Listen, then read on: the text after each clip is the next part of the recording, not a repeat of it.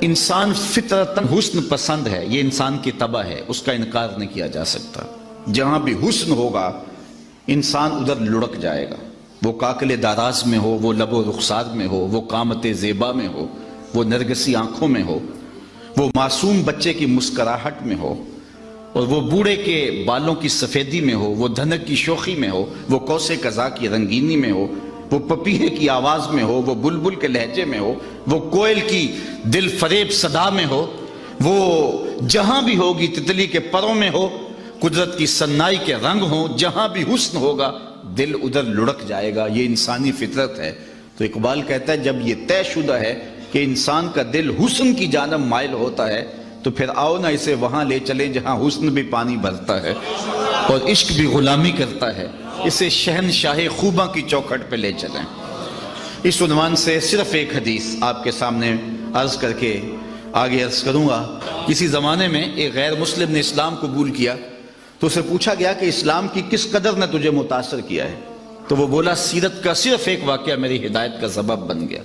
کیا واقعہ؟ کہا مجلس حضور کی لگی تھی، ہجوم عاشقاں تھا، تو ایک شخص نے عرض کی حضور میرا بیٹا کئی دنوں سے گم ہے، مل نہیں رہا، آپ دعا کیجئے میرا بیٹا مل جائے۔ قبل اس سے کہ حضور کے ہاتھ اٹھتے مجلس میں موجود ایک شخص کھڑا ہو گیا، حضور میں اس کے بیٹے کو جانتا ہوں اور ابھی فلاں باغ کے قریب سے گزر کے آیا ہوں، وہاں بچوں کے ساتھ میں نے اس کے بیٹے کو کھیلتے ہوئے دیکھا ہے۔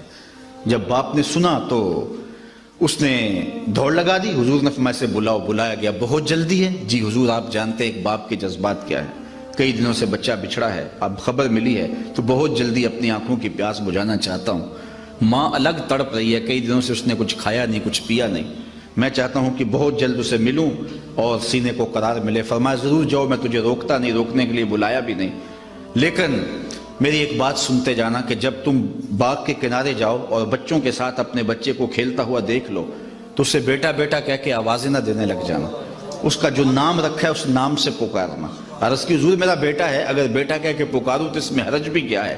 فرمایا تم کئی دنوں سے بچھڑے ہو، تمہارے لہجے میں بلا کا رس ہوگا اور تم نہیں جانتے، ہو سکتا ہے کھیلنے والوں میں کوئی یتیم بھی کھیل رہا ہو، اور جب تم اپنے بیٹے کو بیٹا کہہ کے پکارو گے تو یتیم کا دل چھریاں اس پہ چلیں گی، آج میرا باپ ہوتا تو مجھے بھی بیٹا کہہ کے پکارتا۔ کہا یہ شوق گھر جا کے پورا کر لینا۔ یہ ہماری شریعت کا مزاج ہے کہ بیوہ کے سامنے اپنی بیوی سے پیار نہ کرو، غریب کے سامنے اپنی دولت کی نمائش نہ کرو، بلکہ میرے حضور نے یہاں تک فرمایا اپنے گوشت کی خوشبو سے غریب ہمسائے کو تکلیف نہ دو، یا تو تھوڑا سا پانی زیادہ ڈال لو، شوربے کی پیالی ہمسایوں کے گھر بھی بیچ دو، اور اگر ایسا نہیں کر سکتے تو ایسے زاویے میں اور ایسے وقت میں کھانا پکاؤ جب غریب کے بچوں تک اس کی خوشبو نہ پہنچے۔